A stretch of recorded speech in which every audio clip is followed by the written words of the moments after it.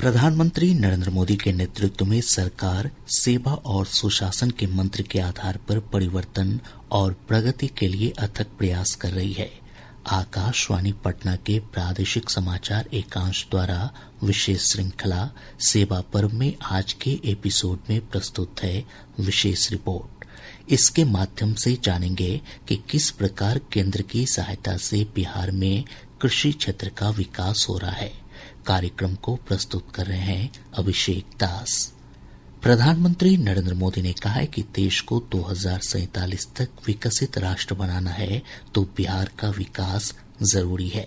इसके तहत कृषि को विकसित करना जरूरी है। प्रधानमंत्री अपने कार्यक्रमों के माध्यम से बिहार के किसानों को दी जाने वाली योजनाओं के लाभ का उल्लेख करते रहे हैं। एनडीए सरकार न होती तो आपको पीएम किसान सम्मान निधि ये भी नहीं मिलती। इस योजना को शुरू हुए अभी करीब 6 साल हुए हैं। अभी तक लगभग 3,70,000 करोड़ रुपए सीधे किसानों के खाते में पहुंच चुके हैं। बीच में कोई बिचौलिया नहीं, कोई कटकी कंपनी नहीं। 1 रुपया दिल्ली से निकले 100 पैसा सीधा पहुंचता है।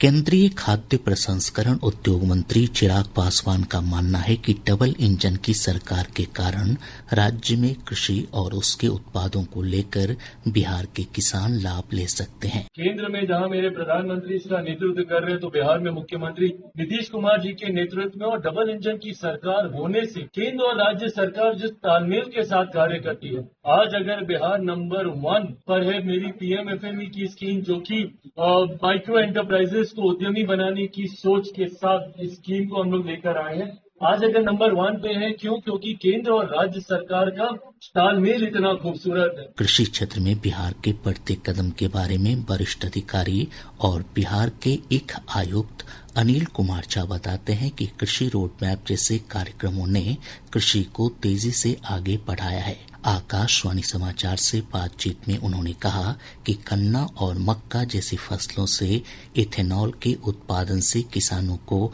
काफी लाभ हुआ है।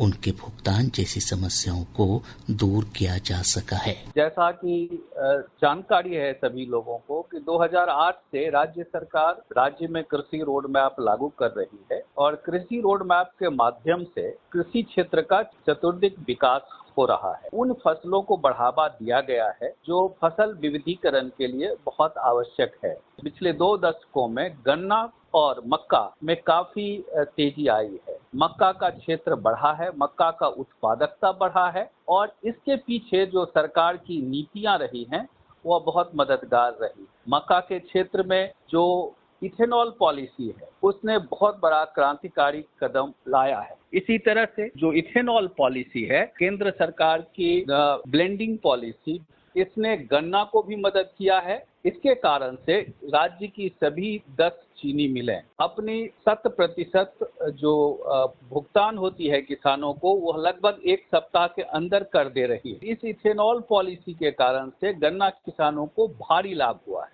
इसी तरीके से मक्का का उत्पादन भी बढ़ा है, उत्पादकता भी बढ़ा है और इसका बहुत सारी इंडस्ट्रीज को फायदा हुआ है। जैसे जो पोल्ट्री फीड इंडस्ट्री है, जो एनिमल फीड इंडस्ट्री है, स्टार्च इंडस्ट्री है और इथेनॉल इंडस्ट्री है। क्योंकि बिहार को जो रबी का मक्का जो मई जून के महीने में आता है उसमें लगभग एकाधिपत्य है। तो देश भर की जो इंडस्ट्रीज है उसका रॉ मटेरियल बिहार के किसानों के खेत से आता है। तो ये पॉलिसियां, ये नीतियां बहुत मददगार रही हैं और कहना नहीं होगा कि जो सड़कों का जाल बिछा है उसके कारण से भी किसान इस फसल विविधीकरण के प्रति उत्साहित हुए हैं। केंद्र सरकार की बहुत सारी जो नीतियां हैं, खासकर प्रधानमंत्री किसान सम्मान निधि योजना, राष्ट्रीय कृषि विकास योजना, राष्ट्रीय खाद्य सुरक्षा मिशन योजना, इन सभी योजनाओं के माध्यम से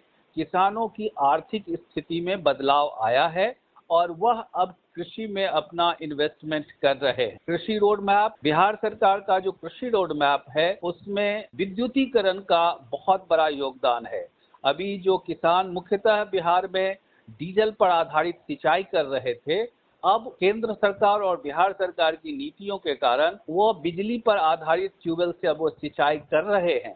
पिछले बजट सत्र में केंद्र सरकार ने राष्ट्रीय मखाना बोर्ड के गठन का निर्णय लिया था। इसी तरीके से मखाना को अंतर्राष्ट्रीय बाजार में ले जाने के लिए जो इंटरनेशनल कोड होता है वह मिला है, जीआई टैग मिला है। तो ये सब जो घटनाक्रम है वह बिहार के किसानों के जीवन को सीधे प्रभावित करता है और वह उनकी आय को बढ़ाने में बड़ा मददगार साबित हो रहा है। श्री झा कहते हैं कि कृषि यांत्रिकीकरण योजनाओं को व्यापक बढ़ावा देने से कृषि क्षेत्र को काफी लाभ मिला है और हाल के वर्षों में कई योजनाएं आई हैं। भारत सरकार के जो मैकेनाइजेशन की सब स्कीम है उसमें कस्टम हायरिंग सेंटर्स की स्थापना का किसानों को प्रोत्साहन दिया गया है और बिहार सरकार इसमें 80% तक भी अनुदान देती है। तो जैसे कि अभी सब लोगों को जानकारी है कि ग्रामीण क्षेत्रों में बहुत तरह के जो कार्य अभी हो रहे हैं, आर्थिक कार्य हो रहे हैं,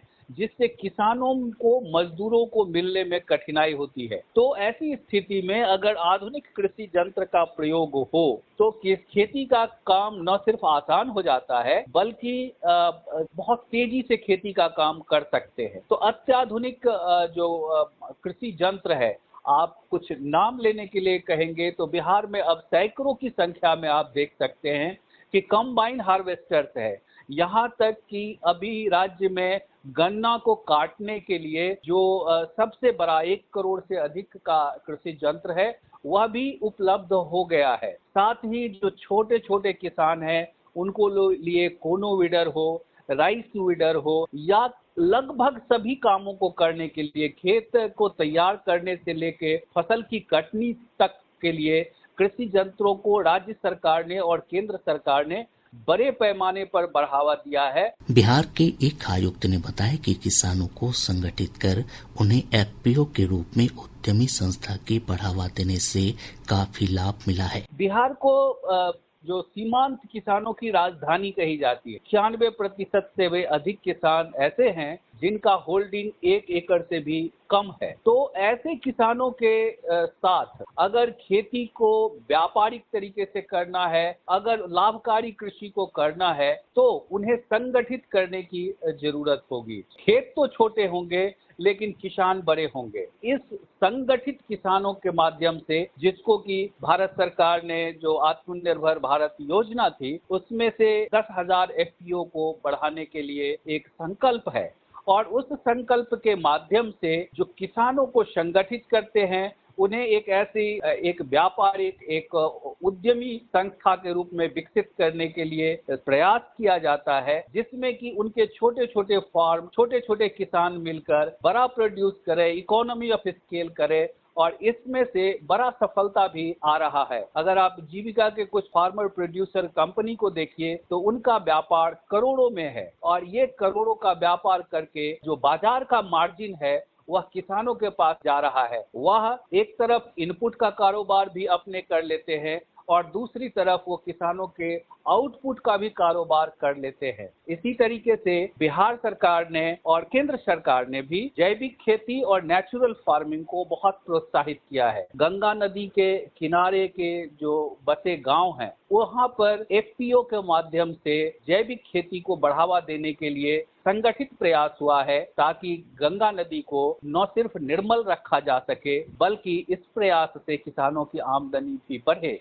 तो जैविक कॉरिडोर की योजना में जो एफपीओ बनाए गए हैं उन एफपीओ को सघन रूप से जीवामृत, बीजामृत और ऑर्गेनिक जो फर्टिलाइजर्स है उनको बनाने के लिए प्रशिक्षित किया गया है ताकि रासायनिक खाद, रासायनिक कीटनाशी का प्रयोग नहीं हो और उपज जो हो उसको बाजार मिले। तो यह जो एफपीओ है, एफपीओ के माध्यम से एफपीओ का संकल्प और बेहतर कृषि का जो विकल्प है वह बिहार में निश्चित रूप से एक संगठनात्मक स्वरूप ले रहा है और एक बड़ा बदलाव आपको आने वाले समय में दिखेगा। इसके साथ ही सेवा पर्व के तहत प्रसारित विशेष श्रृंखला का यह अंक संपन्न होता है। इसके तहत अभी आप केंद्र की सहायता से बिहार में कृषि क्षेत्र के विकास पर विशेष रिपोर्ट सुन रहे थे। यह कार्यक्रम आकाशवाणी पटना के प्रादेशिक समाचार एकांश द्वारा प्रस्तुत किया गया।